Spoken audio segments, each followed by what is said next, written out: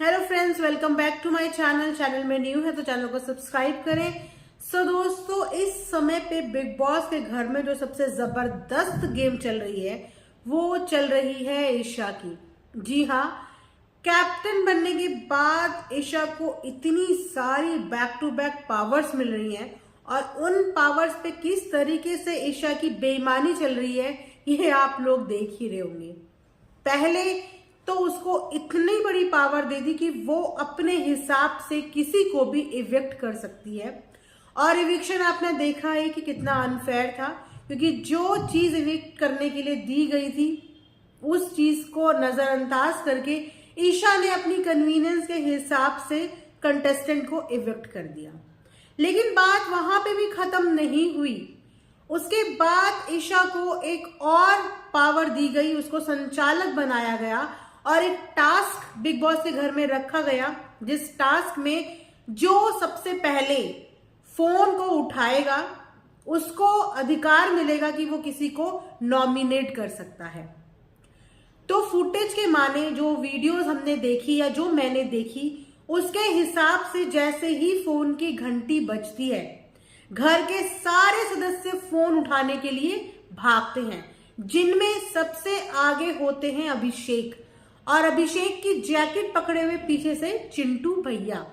लेकिन फिर भी अभिषेक का हाथ पहले पहुंचता है, लेकिन उसके बावजूद ईशा के संचालक में इतनी बेईमानी कि उन्होंने वो पावर चिंटू भैया को दे दी और चिंटू भैया ने नॉमिनेट किया रिंकू को। और उसके बाद घर में घमासान युद्ध हुआ, बहुत झगड़ा हुआ, जिसकी वजह से टास्क को वहीं का वहीं रद्द कर दिया गया। लेकिन रद्द करने के बाद भी बिग बॉस ने फिर से ईशा को पावर दी कि वो किन्हीं दो सदस्यों को एलिमिनेट के लिए नॉमिनेट कर सकती है।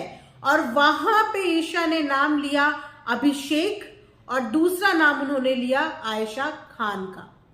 और तो और जब बिग बॉस ने ईशा को एक और टास्क दिया था जिसमें ईशा को पोलिंग के आधार पे यानी कि 1-2 करके कंटेस्टेंट को एक नंबर देना था, जिन नंबर्स पे पहले नंबर पे ईशा ने दिया था चिंटू भैया का नाम, दूसरे पे मनारा चोपड़ा का नाम, तीसरे पे थी अंकिता लोखंडे और तो और मुनव्वर का कहीं नाम ही नहीं था। तो ये तो थी ईशा के हिसाब से पूरी इस 4-5 दिन की जर्नी, जिसमें वो बिल्कुल हिटलर की तरह अपनी मर्जी से सब कुछ कर रही है।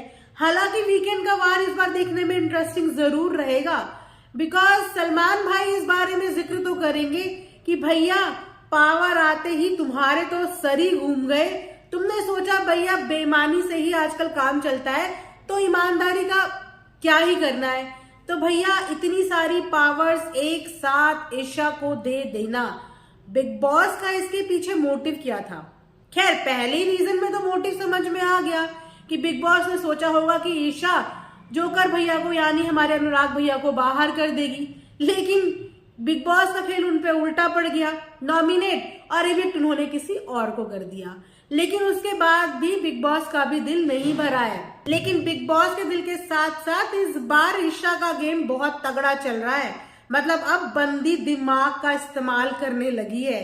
तो चलिए देखते हैं कि आगे और क्या पावर्स इस जर्नी में, इस कैप्टनसी जर्नी में ईशा के हाथों आने वाली है और कितने लोग बेचारे इस चीज का बलि का बकरा बनने वाले हैं। तो कमेंट सेक्शन में जरूर बताना कि ईशा की इस कैप्टनसी जर्नी से आप लोग कितना खुश हैं।